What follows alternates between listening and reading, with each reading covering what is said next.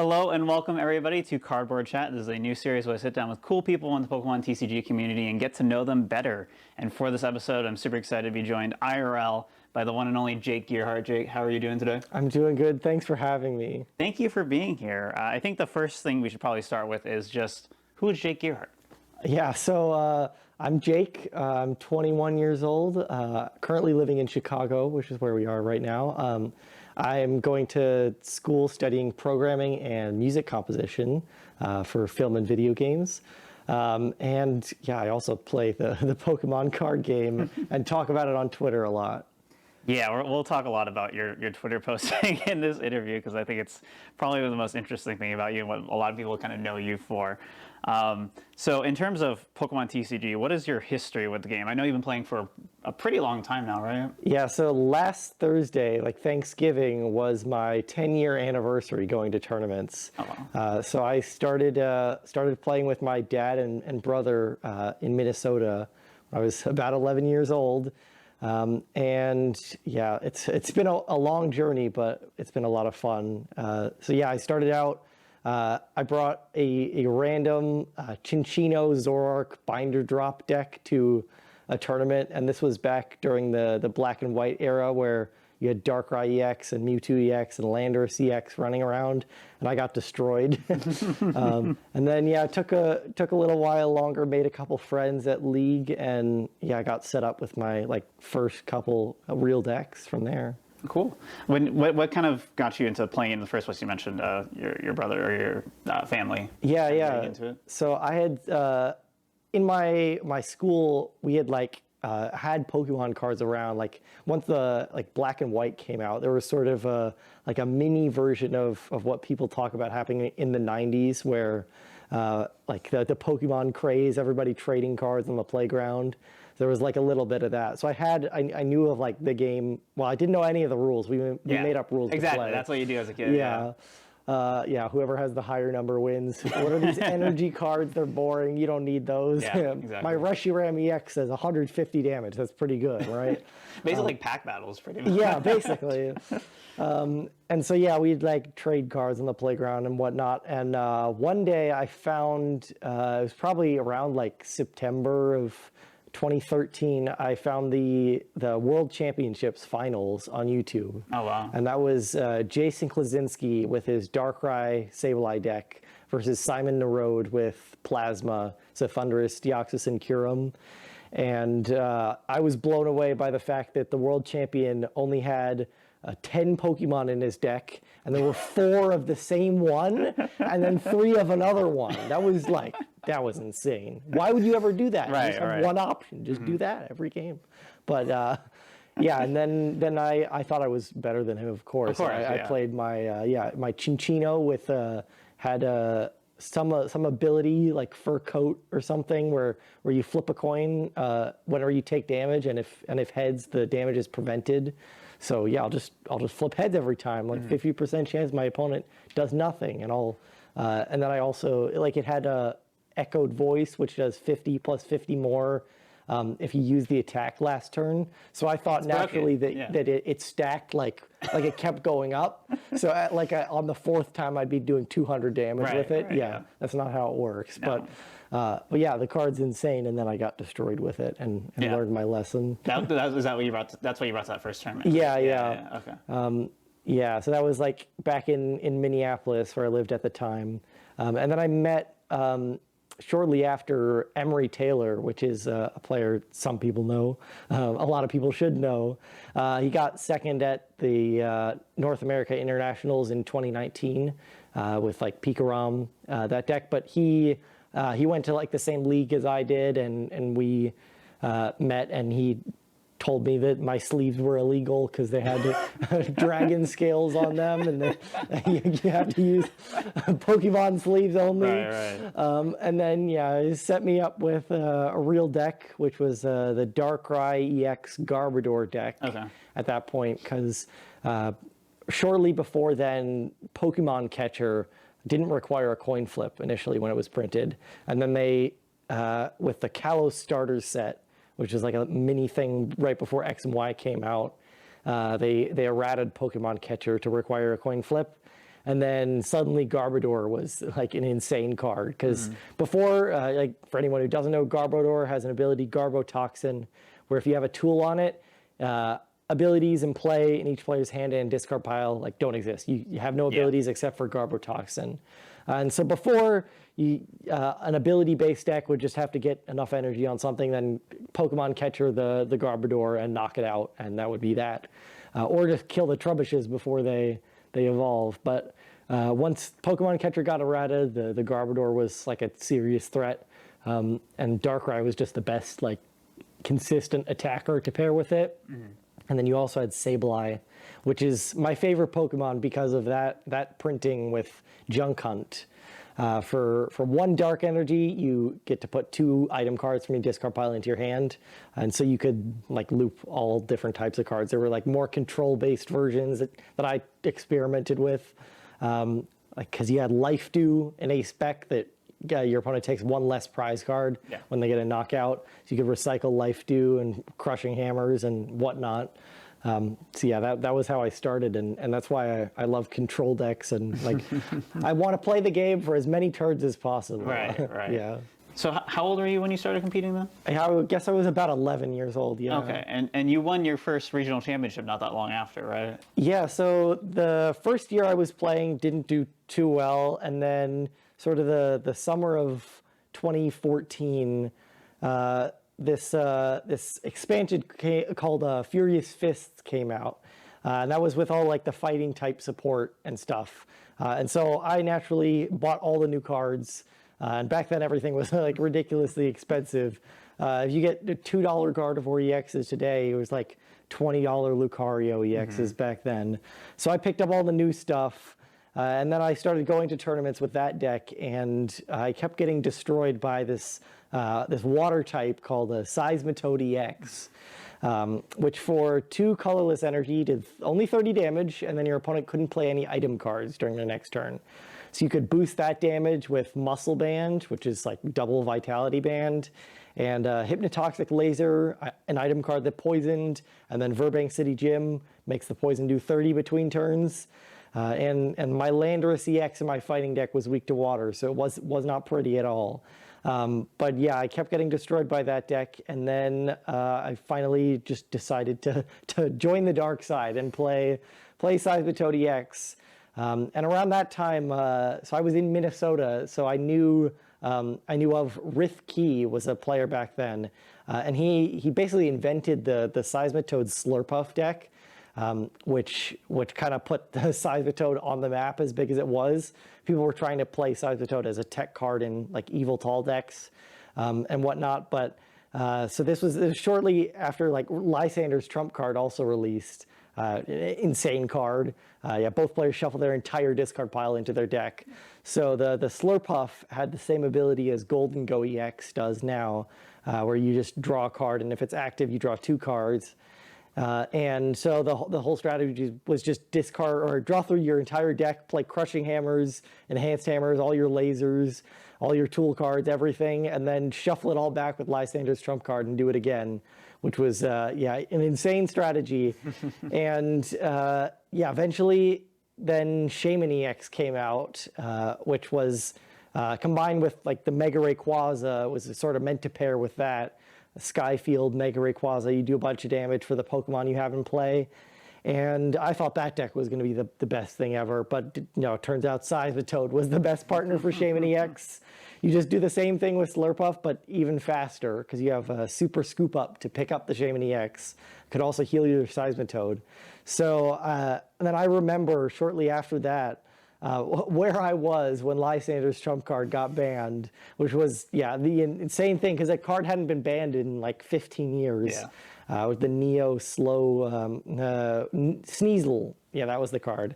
I was in my kitchen on the phone with Emery Taylor. I thought it was some kind of April Fool's joke by PokeBeach, because I was looking at PokeBeach back then, and saw the announcement there, but it was real. So I got back on the Seismitoad train sort of after that, and then didn't do like too well in that season, but I just got more experience going to regionals and things. And then the following season, sort of had my first string of like good results. I got first place at a city championships, and then got second at the state championships, I believe. And in some tournament, I ended up losing to a friend who was playing Seismitoad combined with this Slowking from Breakpoint. And Slowking has an ability where once during your turn, you can flip a coin if heads move an energy from your opponent's active Pokemon to one of their bench Pokemon. And so all anybody was playing in seniors was the Seismitoad decks. So it was just Seismitoad mirrors, or people were playing just terrible decks, because the culture around like lists and everything was so secretive back then. Yeah. Like the best you could do is have the top 8 lists from a regional that happened 3 weeks ago after they finally put it on Pokemon.com. Right. So yeah, it was really the Wild West. So Seismitoad was sort of the best thing to beat all the random stuff that people would bring. And then you'd be playing Seismitoad mirrors. And the way the Seismitoad mirror works is basically like, if you miss a Quaking Punch, the game's over, because your opponent plays all their item cards, all their lasers, Verbanks, everything, Right. And just destroys you. So Slowking, every turn you got a 50% chance to just move their energy to one of their bench Pokemon. So then they have to find a replacement to Quaking Punch again. And you can imagine if we're both Quaking Punching back and forth, you're doing 30 damage a turn, maybe 50 if you manage to get a Muscle Band on early. And that gave you so much time to just move an energy with Slowking. And so then I brought that to a regional championships in the sort of May of 2016. I ended up winning that with Seismitoad Slowking. Yeah. And that got me my world's invite for that year as well. I needed to get like top 8 at that tournament. I think my win in was the win in for the world championships. So I was happy at that point, and to go on to win the whole tournament was really cool as well. So you got to Worlds then pretty fast too as a yeah. competitor. That's awesome. Yeah, I know. The way I was actually first introduced to you was entirely from your Twitter posts, and I think that's how a lot of people kind of heard about you in the first place. The Jake Gearhart arc that I remember when I first heard about you was the Lugia stuff, and I think that was the most like weird Twitter post I've seen on Pokemon trading card game Twitter at that point. I was just very unprepared for what I was reading, but basically context for those who were not playing at the time or for people who don't remember it. Back then, Lugia came out with Silver Tempest, Lugia V, Lugia V-Star, and was a very feared archetype. Everyone was testing it before it came out. Was like, yep, this thing's broken. It was doing really well in Japan. And then Jake would just pop in on Twitter like, yeah, this deck's super counterable. This deck's easy to beat. It's fine. I can read some of the tweets because I think they're hilarious. So let me go grab those. Lugia V-Star is the most counterable S-tier deck in the history of the video game. Or, not video game, trading card game. I just came up with Lugia counter number 7. I do not own any of the cards. If anyone is going to Toronto and has a large collection of bulk Vs, VMAXs, and Radiant Pokemon, let me know. And then you revealed Lugia counter 7, which was Garbodor V and VMAX with Panic Mask. And basically, there's a lot of like cryptic tweets beyond that too, where you didn't just reveal what you were doing. You're like, I recently realized Lugia V-Star can use EFB6D6 space 350 comma 450 in brackets simultaneously consistently. This might be a problem with another bracket thing's 2 relevant attributes. Things could definitely become problematic quickly. So first of all, why are you like this?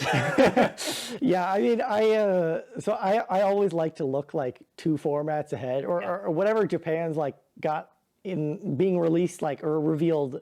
I always pay attention to that stuff, try to do my testing in advance so I have more time. And so that format, we sort of had like a bunch of regionals leading up to LAIC. And that was so, the first big event with first big event was Silver Tempest. And so everybody was like only had like a week or 2 to test for Silver Tempest if they weren't planning ahead. But I knew like at least a month in advance I had been like doing some theory work, trying to figure out everything that would be good, sort of follow like the continuation of the metagame. Like assuming Lugia does like insanely well at LAIC, like what's the deck I played at Toronto? Because that was the first tournament I was going to after that.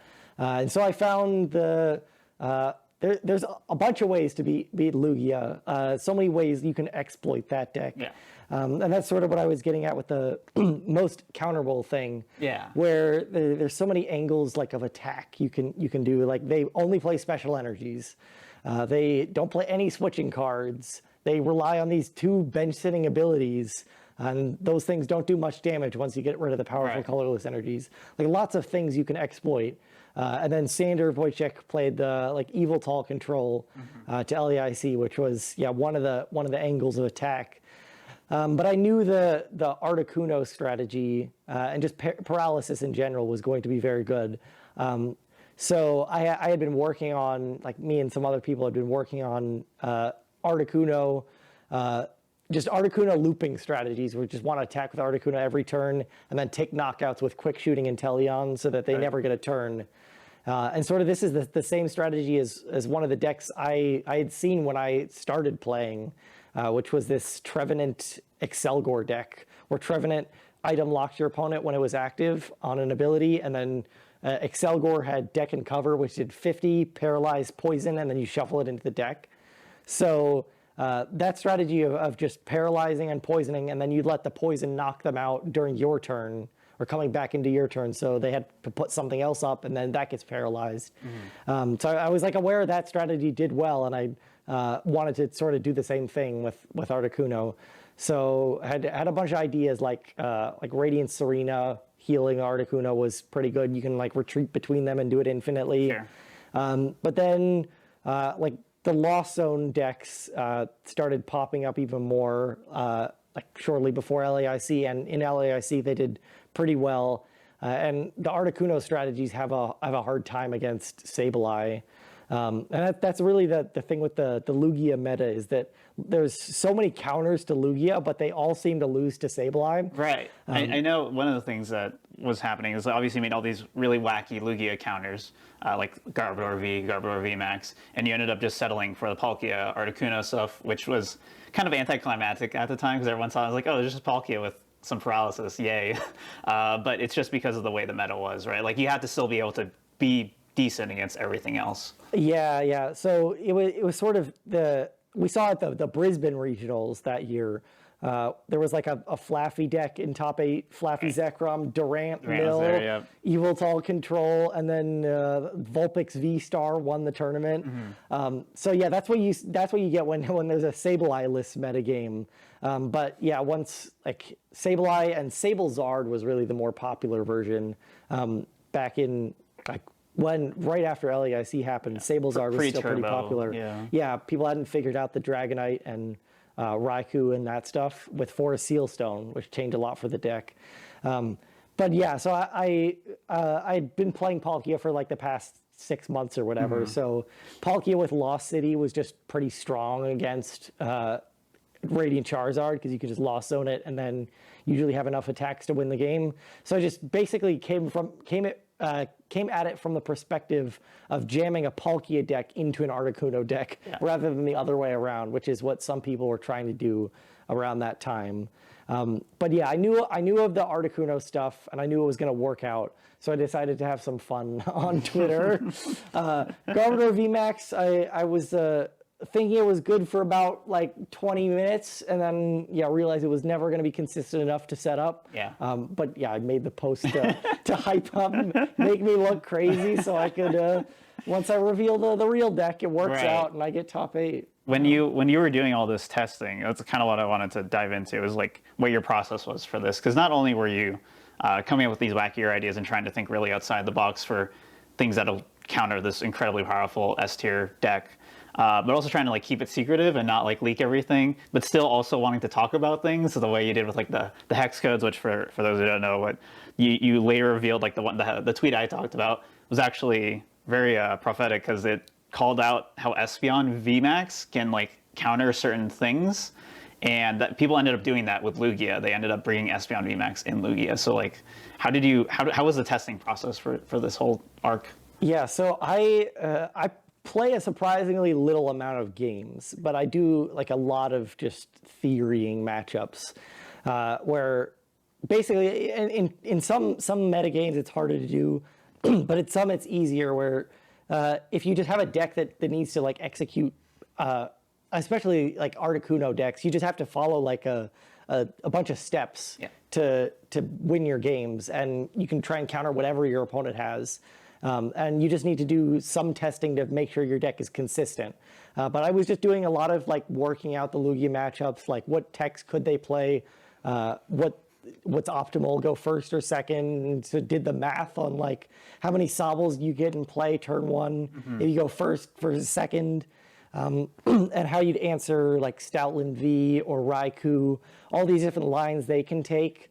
Or if they just pass with their Lugia V active, try and power that up so they can wait to evolve after you've already paralyzed. Like, yeah, just go through all the lines. And yeah, not every deck is like that, but I could do that with all the Lugia counters because Lugia was very, very formulaic in its game plan. Like you have a very structured turn one and turn two, and then you've got a bunch of options, but if you can account for all the options, then that's all you need to do. So in my like sort of testing process, I realized like if this paralysis stuff catches on, and also Yveltal, which discards the special energy, if those both catch on, then the Espeon VMAX is like a really problem for those strategies because Espeon prevents both the Yveltal and the paralysis.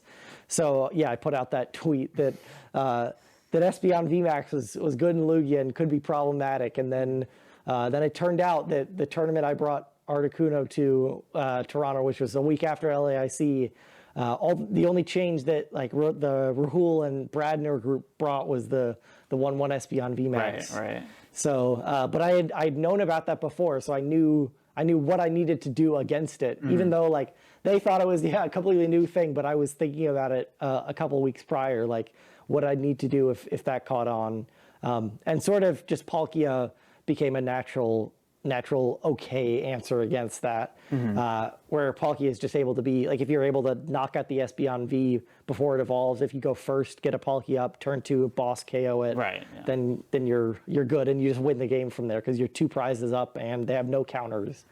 So yeah, that preparation and thinking of like what could counter my counter in advance, let me do well at that tournament. Yeah, I remember Toronto very clearly because one, that's when I was relatively new to the game, so I was following it very specifically. I saw all your tweets on Twitter, and everyone on Twitter was very much anticipating what would happen at Toronto when you'd finally come with whatever your wild Lugia counters were. And I think the fact that not only were you right, but also that you did really well with the deck kind of was like the perfect conclusion to this whole Lugia counter thing. And it was really cool to see. And even in your interviews, it was very clear when you were like doing your post-game interviews that you just clearly had like game plans for everything. I remember you also were like talking about, you were asked about Piper's control list, which is Mewtwo V Union, I believe, right? Yep. And you were just like, yeah, I know how to beat it. This is what I do. I use Drapion, Thornton, Star Portal to it, blah, blah, blah, blah. And just like having all those answers for everything, it was very clear that you had been thinking about the game and how the deck would work, even if, like you said, you haven't played a lot of games with it.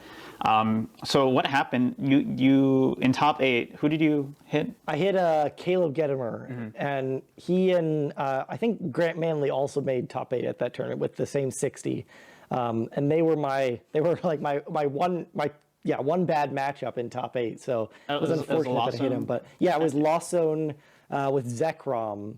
Right. So, yeah. I had my Palkia is weak to lightning, and it's Zekrom hits it for 260, and then Sableye just wrecks havoc through your board. Right. But our game was actually pretty close in top 8. They didn't end up streaming it, but it was. So I ended up winning game 1 because he benched Kyogre early, not knowing that I played the Lost City. So I was able to. He went hard into the Kyogre win condition because I think he fell behind a little bit. And that would have gotten him game, but I knew I had the Lost City KO on the Kyogre at some point. So I did that to steal a game from him there. In the second game, I think I just started like lone Drapion or something. Yeah. And then lost. Just toast. And then third game, it was again pretty close, but it came down to like whether or not he could pull off a Kyogre, and he ended up getting there in the end. But yeah, I didn't go in expecting to win that game, and I wasn't unhappy about it either because I had already made top 8 and vindicated myself. I think you proved your point, before that, well, before just seeing a Lugia as you beat, no problem and all that. So even though you didn't win the tournament, you still vindicated yourself. You still proved your point. You could beat Lugia if you really specifically counted for it. And I know you played the deck basically the rest of the format. It was a super long, like 6-month format. Would you say that's your favorite deck for Sword Shield Block? JP from Twitter asked that. Yeah, I think Palkia Articuno is my favorite.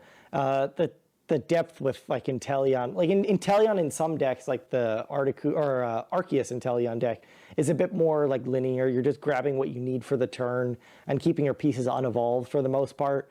But the Articuno like strategies, because you really need those quick shootings in play on turns, and you're trying to play around Marnie always and make sure you have enough outs for Drizzles and everything in play. It's very, very tough deck to play correctly. Just because it's not like what you're grabbing on the current turn is those are the easy decisions. It's what you need to do like 3 turns from now, and preemptively searching for what you're going to need in different situations. It's a lot of fun, and I'm happy I ended up. I didn't do like too well in the couple tournaments after that because most people were like hard teching for all the paralysis stuff. I decided to play it anyway just because I like the deck. But then in the Fort Wayne regionals, I believe, was the final iteration of the deck.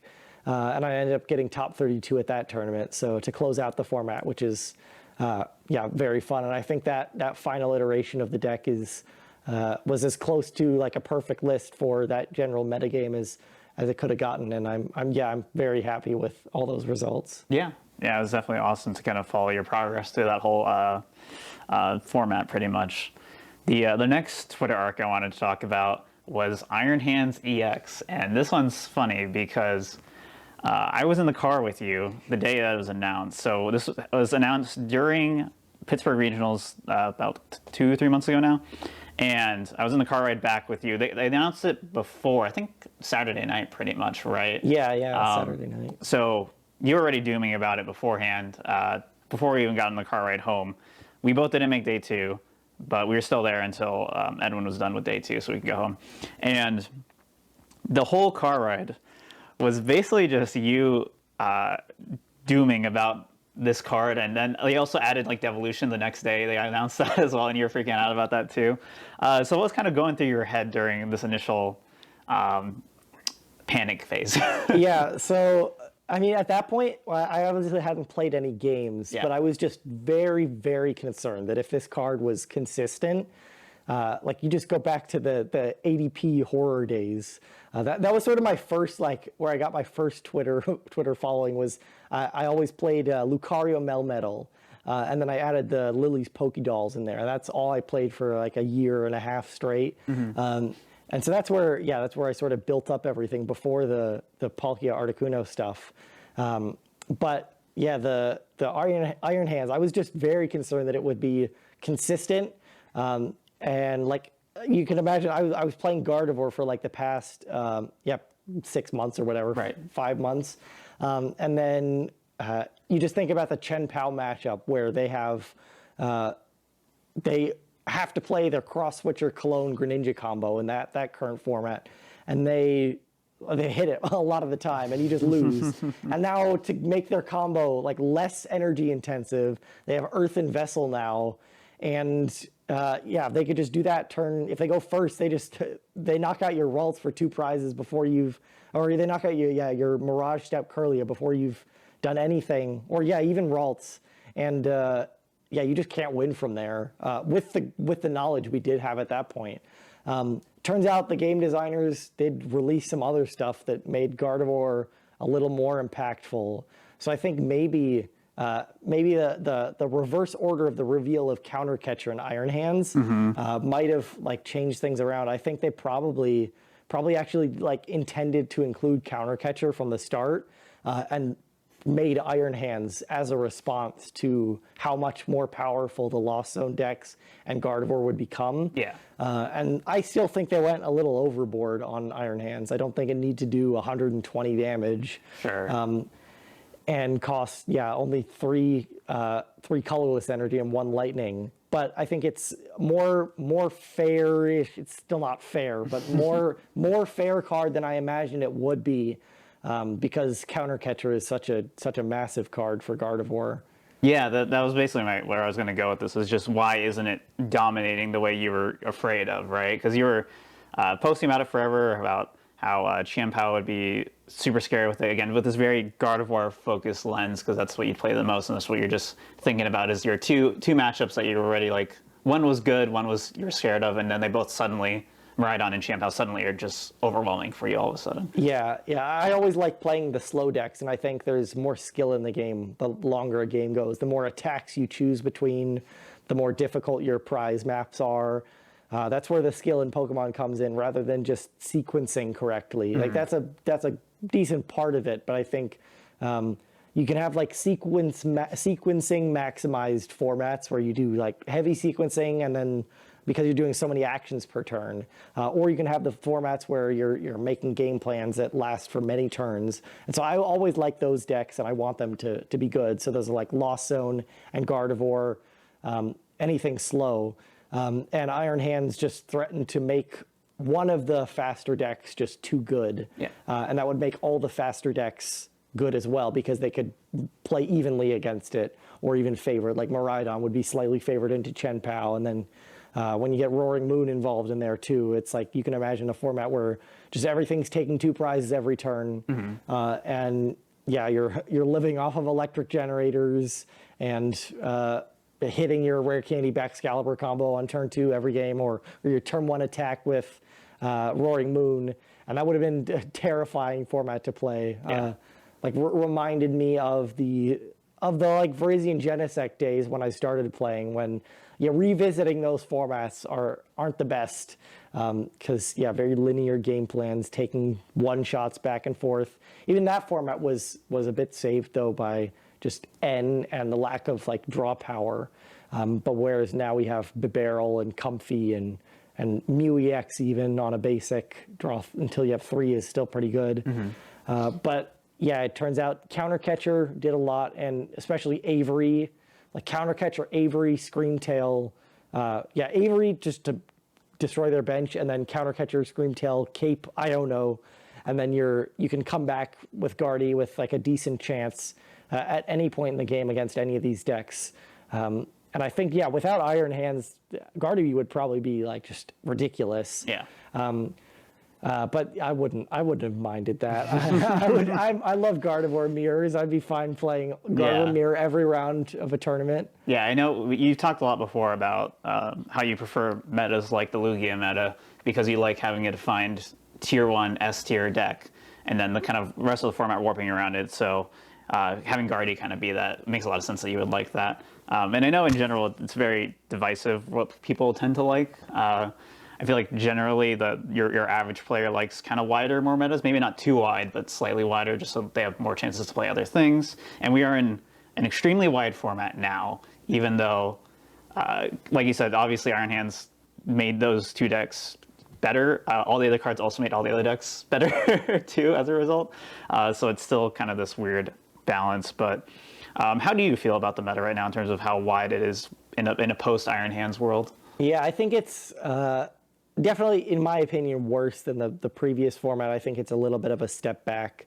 But I think, part of the problem is just the high rolliness of some of these decks like Miraidon and Chien-Pao, and how powerful they are compared to what Gardevoir is and stuff. But I think it's the metagame we have now is fine. I still prefer last format, even though last format I would say is wider, but the games were slower by basically 1 turn on average. Yeah. 1 or even 2 turns. But we have some like good matchups now, and at least I can play Gardevoir and turn off my brain and do the correct thing against Miraidon and hope it wins. Right. And then I get to think against the Gardevoir mirror and the Lost Zone decks and everything else. Getting those Counter Catcher combo plays involved and everything. And I played a League Cup yesterday, and in top 8 I got turn 1 Iron Hands all 3 games.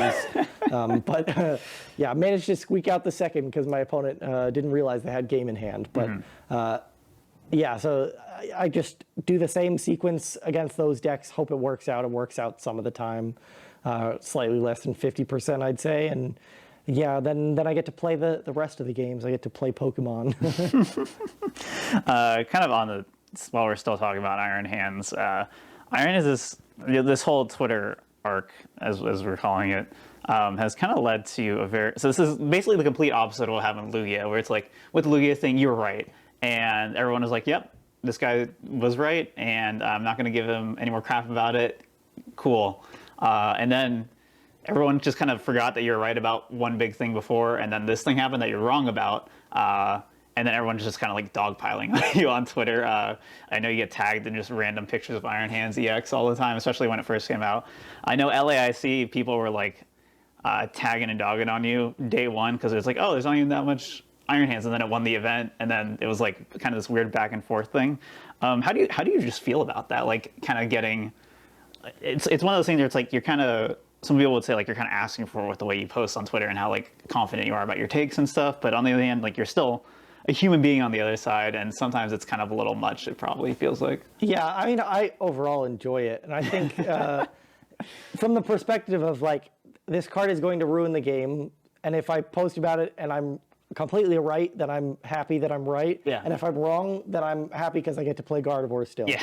So either way, I'm happy. Hedge my bets in both situations, even if people don't see it.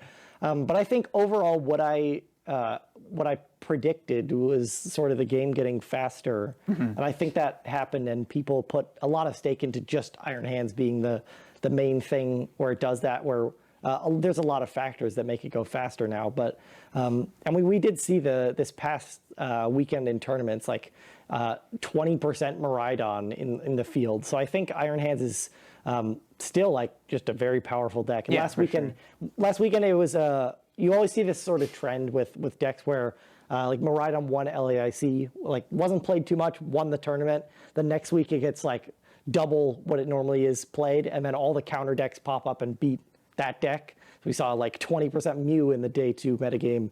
Like Rapid Strike was doing super well, and so Miraidon fell off in that. But I think over the course of the next few weeks, we'll see sort of Miraidon end up where it should be, which is one of the top decks in the format, I think. Sure.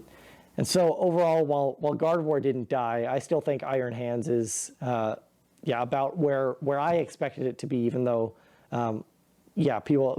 people dug into the Iron Hands meaning a lot, but I'm happy about all the arguments and attention and whatnot. I have fun on Twitter. I'm glad to hear that. Cool, because you just kind of give off that vibe anyway. As someone who has met you in person, obviously you're just kind of roll with the punches and you're fine with it, and you just like talking about the game in general, I think. So the last kind of deck I wanted to talk to you about. You don't really have a Twitter arc for this, so there's no greater story here, but just kind of talking about the deck in general, because it's a hot topic right now, is Block-Lax. So obviously you've been playing the game for a long time. You're a fan of control decks, and I wanted to first ask, like, what is kind of the history of stall in the Pokemon TCG? Yeah, so stall decks have been around like since the start, basically.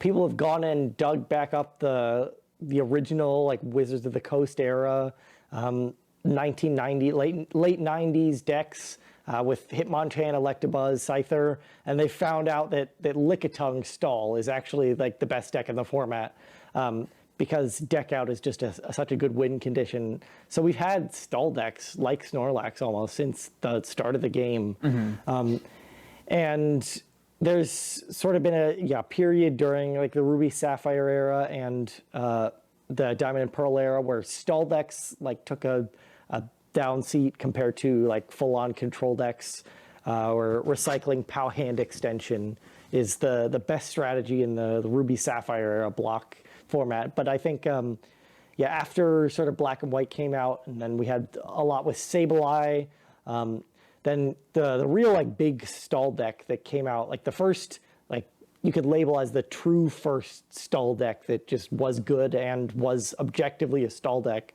was the Wailord EX deck. which played Wailord EX, which had 250 HP on an EX basic, which was, most EXs had 170 or 180 HP, so Wailord was huge. And this was in the format with Seismitoad EX, where Seismitoad was doing 30 damage a turn and had to waste an item card to do more damage. Where Wailord EX would soak up all that damage, and then you had Suicune, which had Safeguard, same exact ability as Mimikyu does now, but had more HP, had 100 HP. And then, all these healing supporters. You had AZ back then, which is exactly the same as Professor Turo's scenario. So this deck played no energy cards and would just put a Wailord active and then pass every turn and just heal until you win the game. And people hated that strategy back then too, but figured out ways to beat it. And I think that's the same as Blocklax is right now, where it's a solid deck because of how consistent it is at pulling off its strategy, with Counter Catcher really making the difference. Yeah. But I think there's a lot of strategy you can play, strategy in terms of gameplay against it, because of the way that Blocklax functions. One of the main things is, if you're playing a deck that's heavy on switching cards, they're going to be trying to play the Misfortune Sisters every turn. So you have to sort of make a balance between, are you going to waste switching cards to become more aggressive, or are you going to hold back? And same thing with other decks, like Gardevoir especially. Is it better to go aggressive against the deck to try and run them over early game, or wait out until you have a better big swing turn where maybe you Iono all of your trappable Pokemon to the bottom of your deck? And you can stay not having taken any prize cards, so their Counter Catcher's not active, and then wait until you shuffle everything to the bottom. Or I think Gardevoir in general is one of the stronger decks against Blocklax, and people haven't quite realized that yet.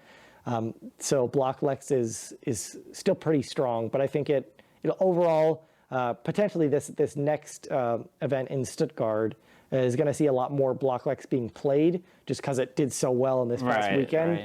But same thing like Miraidon happened, all the Blocklax counters are going to be played, so it'll do pretty poorly. And then sort of even out to where it should be by the time we get San Antonio coming around. But I think in general, a lot of the top decks have pretty good ways to beat it. Charizard is really the only one where you're either playing a tech to auto-win the matchup or losing entirely.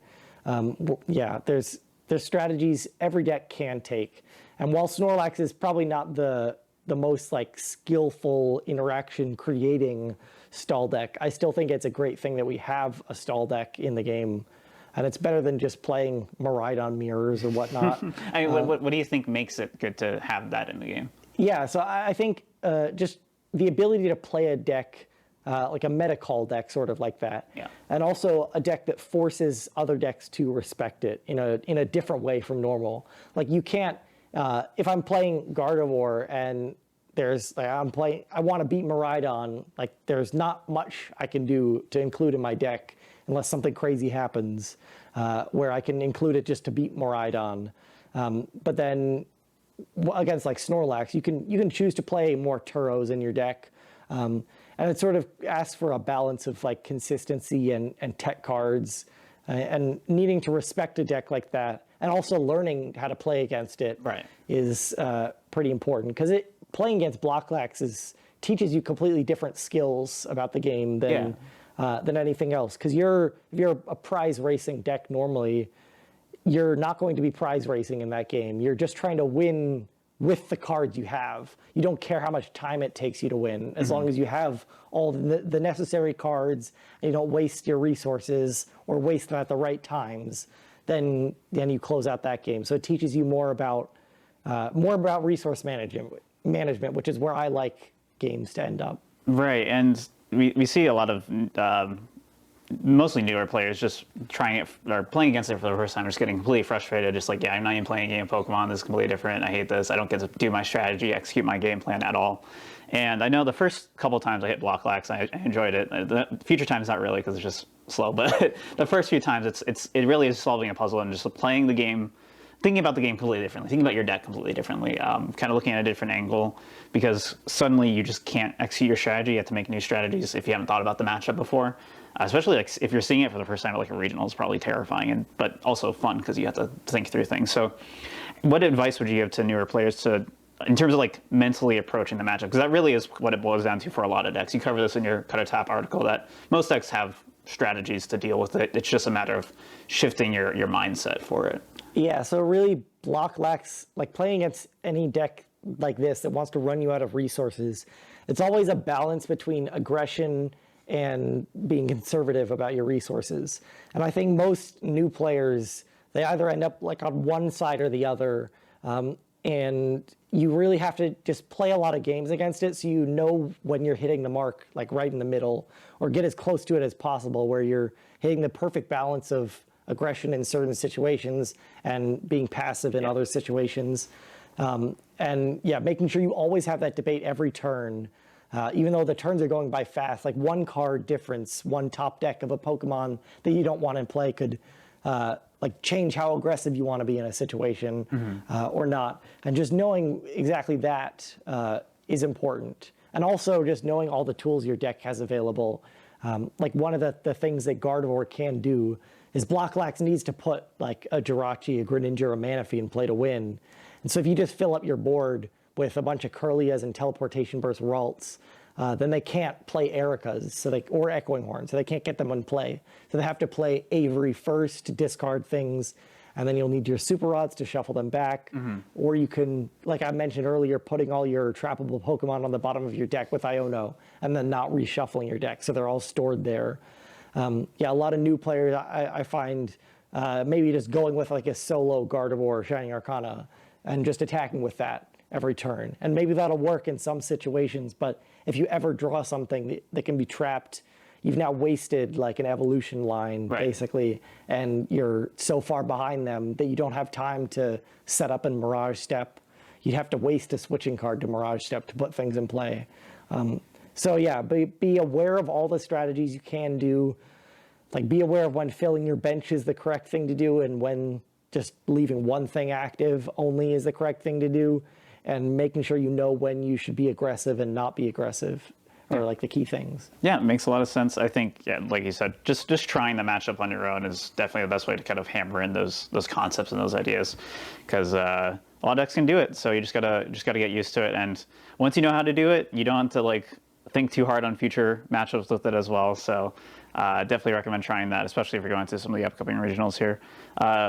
Briefly, kind of looking ahead at upcoming regionals, like you said, we have Stuttgart soon, and then San Antonio in 2 weeks from now, which is probably what a lot of viewers will probably be like preparing for, because it is like, I think it's going to be the largest regional ever at this point, probably. They keep becoming, and then it'll get beaten in like a month, because that's what always happens. But just kind of looking ahead at the meta, like what are your thoughts on what's going to do well? Is there any surprises like, oh, I think this deck's going to do really well, even people don't think it's going to do well? Do you think it's just going to be the Guardy, Miraidon, what's the third deck that everyone's Charizard, yeah. Do you think it'll just be like those three again, or what? I think after Stuttgart, we'll probably see like the metagame settle down to where it should be, with all the decks like more or less where they need to be. And there's a lot of decks like Gardevoir, Miraidon, Charizard are the big three. Then there's like Entei Valiant, Mew, VMAX, Rapid Strike, Lost Zone stuff. Yeah, I think there's probably some like Lost Zone variant out there that people haven't discovered yet. Or the best way to play it specifically, because you got the Tord Box style deck, and then the Radiant Charizard Roaring Moon deck. Yeah, people are still experimenting and trying new things. Yeah, experimenting. So I'd say like keep looking out for new ideas. They most likely every deck hasn't been found at this point, because the new set Paradox Rift has just been so huge in terms of the number of playable cards it's added. Like nobody's really played a deck with some of the other TMs, like the Turbo Energized one. There could be something there, or the Blind Side sniping one. But yeah, I think also the Charizard variants this past weekend, we sort of had most people were either on the Bibarel Evolution one or the Pidgeot with Arven, And we saw like a big innovations this past weekend where one of the players in Brisbane wasn't playing any Arvins in their Pidgeot Zard deck, only Ionos. And then another was playing Bibarel with no TM Evolution, but Colress's Experiment and Cramorant. So I think, look out for Charizard. It'll probably be like a spike this next weekend, but then San Antonio, it'll like sort of fall back down to whatever did well in the past weekend. Yeah, I think we'll be at that point with the meta now where people are starting to figure things out by then, because it'll be almost 2 months basically of testing at that point since the cards came out. So I guess the final question then is, for newer players, what is your #1 piece of advice? I think just play a lot of games and don't be afraid of deck building. But yeah, so it's sort of like a bit of a long answer, but deck building in the game is like a very tricky issue to approach as a new player. It's very easy as a new player. You don't have the sort of intuition built up to know when to include something or not in your deck, or when you're getting the high roll end of a tech that you've just added in. Like you lose a game because you didn't play one card, and then you add it in and it wins you the next game. So you'll be very attached to keeping that card in your deck. But I'd say my advice is really to first, when you're very starting out of the game, just stick with a deck that's already pretty pre-established, and then do experiment a little bit about what cards you're playing in a new deck, but always keep in mind what you replace that card with. So if you're playing a Charizard EX deck, one of the great ones to start out with, you might be playing, like Robin Schultz list from this past weekend was playing the Avery, and Avery's very good in some specific situations. So you could consider like swapping that Avery out for another card. But even if that card does well, like keep in mind, like remember all the situations where Avery would have been a better card. Right. And then you'll sort of build up that, the ability to know when a change you've made to a deck is a positive change overall or a negative one. So you don't get stuck behind and never being able to build decks on your own, and you don't get put into the trap of making your deck worse accidentally because you found a couple situations randomly where it was a good card.